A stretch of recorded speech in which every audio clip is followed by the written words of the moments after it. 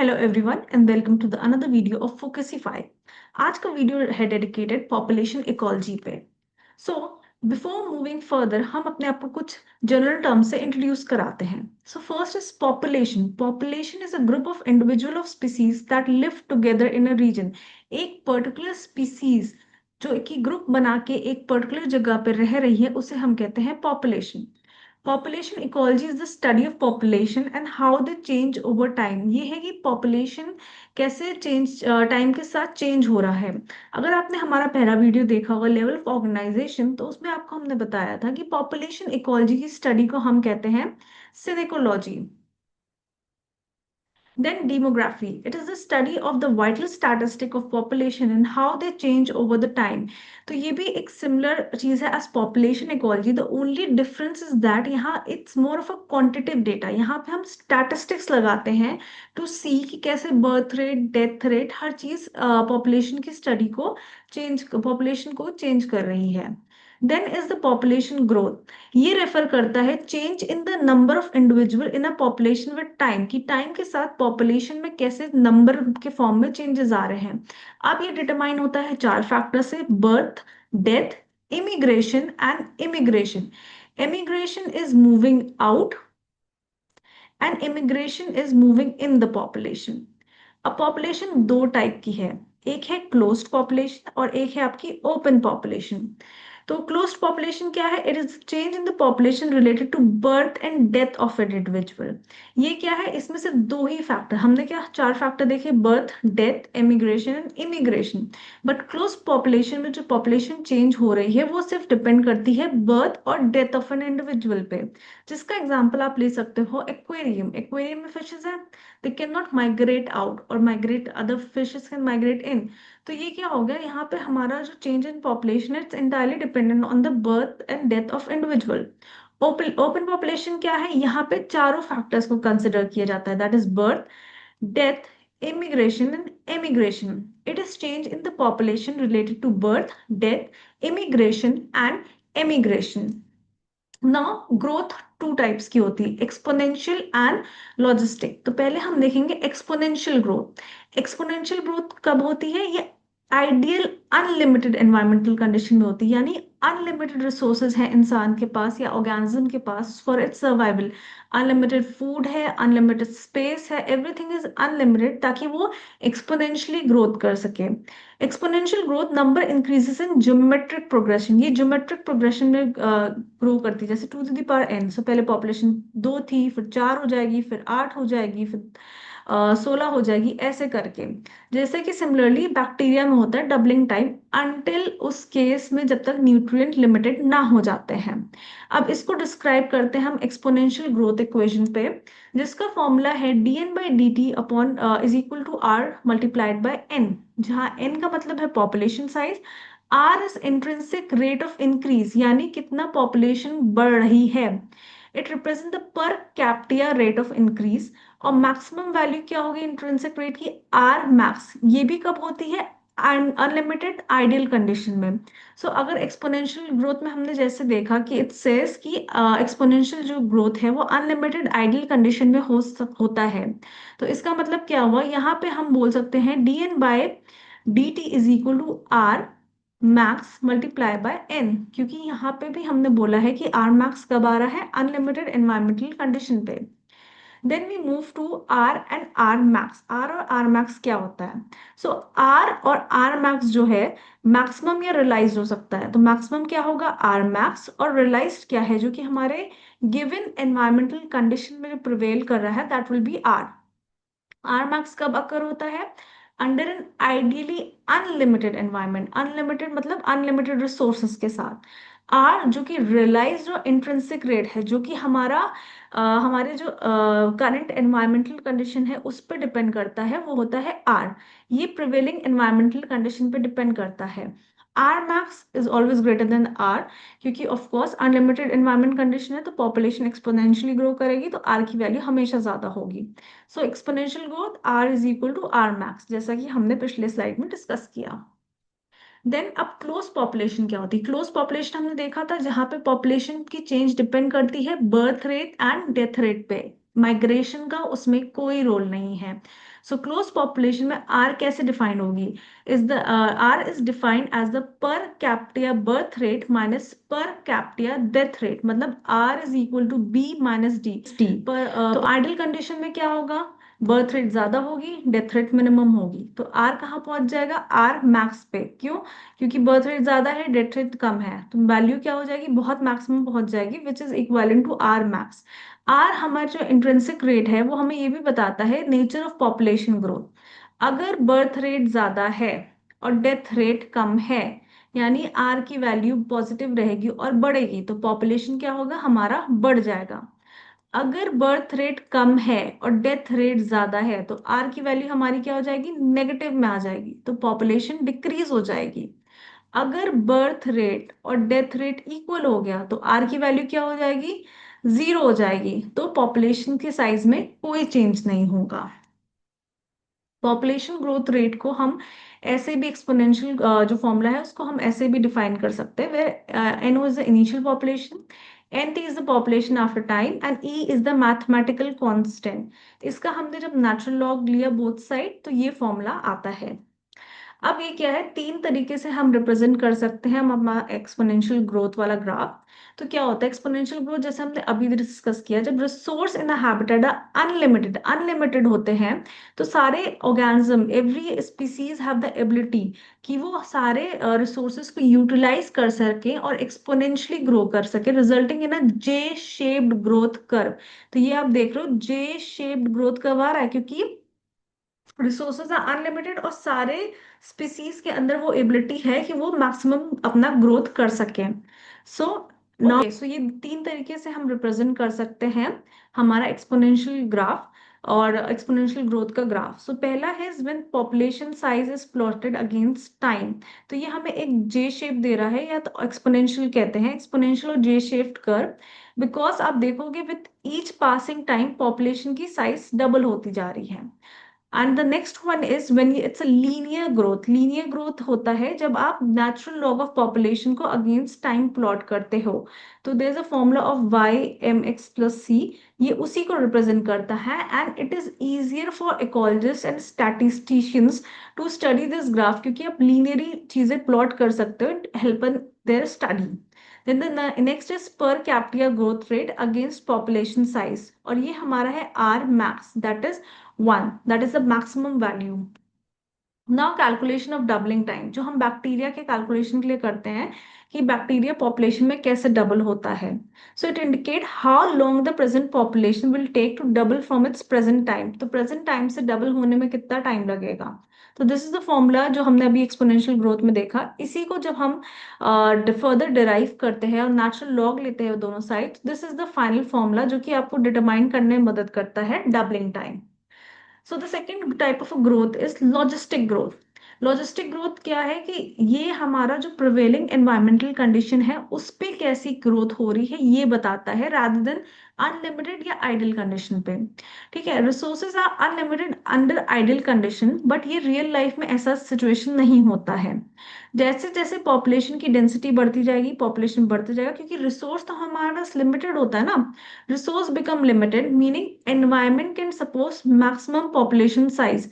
क्या हुआ? पॉपुलेशन की डेंसिटी बढ़ रही है बट रिसोर्सेज उतने ही हैं, तो एक टाइम ऐसा आएगा कि एक मैक्सिमम पॉपुलेशन साइज ही होगा जो एनवायरमेंट होल्ड कर सकता है। उसे हम कहते हैं carrying capacity, which is represented by K. So what is the definition of carrying capacity? Number of individual of particular species that a particular environment can support indefinitely is defined as carrying capacity. It is represented by K. के की value fix नहीं होती है, time के हिसाब से vary करती है, बिकॉज बहुत से फैक्टर्स होते हैं जो इसको इफेक्ट करते हैं, जैसे predation, competition and climatic condition. And growth of population जो है, जैसे जैसे कैरिंग कैपेसिटी की तरफ बढ़ती है वो स्लो डाउन जाती है। Growth of population eventually slows as the population reaches the carrying capacity. So now we know carrying capacity is represented by the letter के।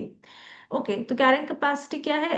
It is if the maximum sustainable population size that is carrying capacity is K, तो के minus N कितना हो जाएगा? ये बताता है number of additional individual the environment can accommodate. Like an is the number of population, के is the carrying capacity.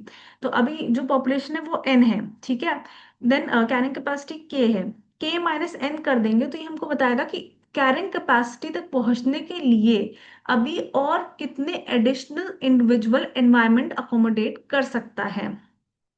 सो के माइनस एन बाय के, ये एक फ्रैक्शन है के का, जो कि स्टिल अवेलेबल है for population growth. So logistic का जो हमारा फॉर्मूला है वो हम ऐसे लिखते हैं, d n by d t is equal to r multiply by n. यहाँ तक एक्सपोनेंशियल ग्रोथ का फॉर्मूला था। Then K minus n by K, और लाइक दिस, ठीक है। These are two ways the formula can be written, where n is the population size, d n by d t is the rate of change in population size, K is the carrying capacity और R is the intrinsic rate of increase, जो हमें birth rate minus death rate से पता चलता है। Now the logistic equation can be written in the following form also, and we have to remember it, क्योंकि हो सकता है एग्जाम में डायरेक्ट आपको जो लॉजिस्टिक ग्रोथ का फॉर्मूला है वो ना दे, रादर उसके अलग अलग फॉर्म्स में, जैसे सेवरल वेज में लिखा जा रहा है वैसे दे। So it is very important for you to remember it कि ये फॉर्मूला क्या रिप्रेजेंट कर रहा है। नेक्स्ट, इट्स अगेन दैट जो हमारा ये है लॉजिस्टिक ग्रोथ के कर्व्स है, can be again represented in three forms. So it's a sigmoid curve. Exponential growth का क्या था, it was in the J form, लेकिन लॉजिस्टिक क्या है, एस और सिग्मॉइड फॉर्म का। इसका हम देखते हैं कैसे। क्या होता है कि ये देखो एस शेप्ड है, ये सिग्मॉइड फॉर्म। पहले क्या होता है, रिसोर्स पॉपुलेशन कम है, रिसोर्सेज मैक्सिमम है, population is taking time to adjust, तो यहाँ पे स्टैब्लिशमेंट या लैग फेज हो रहा है। देन जैसे ही उसने अपने आप को स्टैब्लिश कर दिया, रिसोर्सेज है, पॉपुलेशन बहुत जल्दी बढ़ेगी। So this is exponential phase. Then क्या होता है कि अब क्या हुआ, रिसोर्सेज कम है, पॉपुलेशन अपनी कैरिंग कैपेसिटी के पास पहुंच रही है, तो यहाँ पे क्या होगा, पॉपुलेशन का जो साइज है वो धीरे धीरे विद टाइम बढ़ेगा। जो इतना रैपिडली बढ़ा था यहाँ उतना रैपिडली नहीं बढ़ेगा, यहाँ पे धीमे हो जाएगा, तो इसे कहते हैं decelerating phase. And then as it is reaching it is carrying capacity, ये तो ये अपने स्टेशनरी फेज में आ जाएगा। So these are the three ways as already told to represent your logistic graphs. So one is like population size against time, one is again the it's like rate of population growth against time, and one is the between per capita increase in population size. तो ये हमें पता है S shape क्यों आया, जैसे जैसे carrying capacity बढ़ गई वहां पे पॉपुलेशन स्टेबल हो गया, तो दिस इज फॉर्मिंग एस और सिग्मॉइड शेप का graph. Then is rate of population of growth. अब क्या हो रहा है कि पॉपुलेशन बढ़ता जा रहा है, एक मैक्सिमम पॉइंट पे आएगा जिसे कहते हैं इन्फ्लेक्शन पॉइंट, जहां पे कैरिंग कैपेसिटी की वैल्यू 2 होती है। तो ऐसा देखा गया है जब कैरिंग कैपेसिटी की वैल्यू 2 होती है वहां पे मैक्सिमम पॉपुलेशन सपोर्ट हो जाती है, क्योंकि ये एक ऐसी कंडीशन आती है जहां पे पॉपुलेशन भी सपोर्ट हो रहा है मैक्सिमम, जो कि तुम्हारा एक्सपोनेंशियल फेस होता है ये होता है। यहाँ पे वैल्यू कितनी होती है, के बाय 2। जैसे अगर हम यहाँ देखें तो it's will be somewhere around this, के बाय 2 होगा। यहाँ पे क्या हो रही है, मैक्सिमम पॉपुलेशन पर पहुंच रही है, फिर क्योंकि उसके बाद से स्टेबल होने लग रही है। तो सिमिलरली इसको है के बाय 2, जहाँ पे आपकी मैक्सिमम पॉपुलेशन ग्रोथ होती है, इसको हम कहते हैं इन्फ्लेक्शन पॉइंट। ठीक है, ये इन्फ्लेक्शन पॉइंट होती है। इसके बाद आपकी जो रेट होती है वो डिक्रीज करती है as the population is reaching K. तो यहाँ पे आप देख रहे हो पॉपुलेशन साइज आपकी डिक्रीज कर रही है जैसे जैसे पॉपुलेशन आपका स्टेशनरी फेज की तरफ बढ़ रहा है। then the next is relationship between per capita of increase and population size। so like formula आपको ग्राफ भी याद रखने हैं कि कौन कौन से ग्राफ रिप्रेजेंट करते हैं लॉजिस्टिक और हमारे एक्सपोनेंशियल ग्रोथ को, और उसके एक्सेस भी आपको ध्यान रखने हैं और कैसे दिखते थे। लाइक द जो rate of population growth against population size है, ये हमारा बेल शेप का है, और ये हमारा सिग्मॉइड कर्व है, और ये हमारा लीनियर है। नाउ द टर्म के माइनस एन अपॉन के इज एनवायरमेंटल रेजिस्टेंस, की अब कितना रिसोर्सेज और अवेलेबल है पॉपुलेशन के लिए। सो नाउ सी, अगर मान लो N is very less than K, मान लो एन इज 100 और कैरिंग कैपेसिटी आपकी 1000 है, तो ये कितना हो जाएगा, के माइनस एन अपॉन 1000, तो ये हो जाएगा 900 अपॉन 1000। तो ये हो गया 0.9 which is approximately equal to 1। तो क्या हो जाएगा, के माइनस एन अपॉन के की जगह हम लिख सकते हैं 1। तो हमारे फॉर्मूला में क्या आ जाएगा, d n by d t is equal to r n. तो यहाँ क्योंकि के की वैल्यू हमारी यहाँ 1 आ रही है, तो इक्वेशन क्या हो जाएगा, एक्सपोनेंशियल ग्रोथ हो जाएगा। क्यों? क्योंकि अभी हमारे पास रिसोर्सेस अनलिमिटेड है, कैरिंग कैपेसिटी अभी बहुत है, almost it can support it's 1, ठीक है। तो यहाँ एक्सपोनेंशियल फेस आ गया। अगर n इज इक्वल टू के हो गया, मतलब अगर पॉपुलेशन साइज भी 1000 हो गई और हमारा k का वैल्यू भी 1000 हो गया, तो क्या हो जाएगी value, k minus n upon K करने पे 0 हो जाएगा। तो यहाँ पे ये 0 हो गया, तो हम r n multiply by 0 d n by d t, r n multiply by 0 करेंगे तो हमारा पॉपुलेशन साइज भी 0 हो जाएगा, सॉरी ग्रोथ रेट 0 हो जाएगी। तो पॉपुलेशन क्या होगी, 0 हो जाएगी। तो क्या था, जब एन बहुत कम है के से, ठीक है, तो अप्रोक्सीमेटली 1 हो गया। यहाँ पे पॉपुलेशन हमारा एक्सपोनेंशियली ग्रो करेगी। जैसे ही 0 हो गया, मतलब ये almost n is equal to K पहुंच गया, वहां पे हमारा ग्रोथ रेट भी 0 हो जाएगा और वो एक्सपोनेंशियल वहां पे वो स्टेशनरी फेज पे पहुंच जाएगी। तो ये भी देखा गया है लॉजिस्टिक ग्रोथ मॉडल में, जो ग्रेटेस्ट पॉपुलेशन ग्रोथ रेट होती है वो half at its carrying capacity, जब k/2 होता है उस समय आपकी ग्रोथ रेट जो होती है वो मैक्सिमम होती है। And population with a greater value of R will reach K more rapidly than the population with lesser number of R. तो हमने दो पॉइंट देख रहे हैं। पहला पॉइंट ये है कि जब हमारा कैरिंग कैपेसिटी k/2 होता है उस समय हमारी ग्रोथ रेट मैक्सिमम होती है। और क्या है, क्योंकि एक हमारे पास और वेरिएबल है आर। आर क्या था, इंट्रिंसिक रेट, जो कि बी माइनस डी पे डिपेंड करता है, birth rate minus death rate पे। तो क्या होगा, अगर आर की वैल्यू ज्यादा है, आर की वैल्यू ज्यादा कब होगी, बर्थ रेट बहुत ज्यादा है और डेथ रेट बहुत कम है, तो यहाँ पे आर की वैल्यू भी बढ़ती जाएगी। तो जितनी ज्यादा आर की वैल्यू बढ़ेगी उतनी जल्दी कैरिंग कैपेसिटी पे पॉपुलेशन पहुंचेगी, क्योंकि बर्थ बहुत ज्यादा हो रही है, डेथ कम हो रही है, तो पॉपुलेशन बढ़ रही है। पॉपुलेशन बढ़ रही है तो it will be very easy the for the population to reach its carrying capacity. तो ये था हमारा एक्सपोनेंशियल कर्व, एक्सपोनेंशियल ग्रोथ और लॉजिस्टिक ग्रोथ। अब लॉजिस्टिक ग्रोथ को समझने के लिए to make mathematical equation similar, कुछ अजम्पशंस बनाए गए। वो है the carrying capacity is constant for a system. तो उन्होंने बना दिया कि कैरिंग कैपेसिटी कांस्टेंट होगी, which is not the case, क्योंकि कैरिंग कैपेसिटी हमारा वैरी करता है। But to make the model for like simple to understand, उन्होंने कुछ assumptions बनाए। Population growth is not affected by age distribution, population की growth age distribution से नहीं अफेक्ट होती है।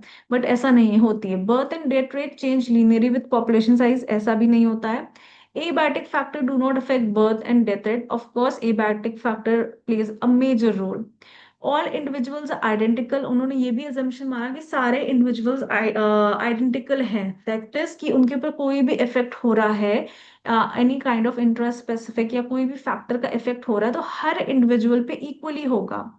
No other species on population, no impact of other species on population growth, किसी और स्पीसीज का पॉपुलेशन ग्रोथ पे इफेक्ट नहीं होगा, तो उन्होंने प्रेडेशंस को आउटरूल कर दिया है।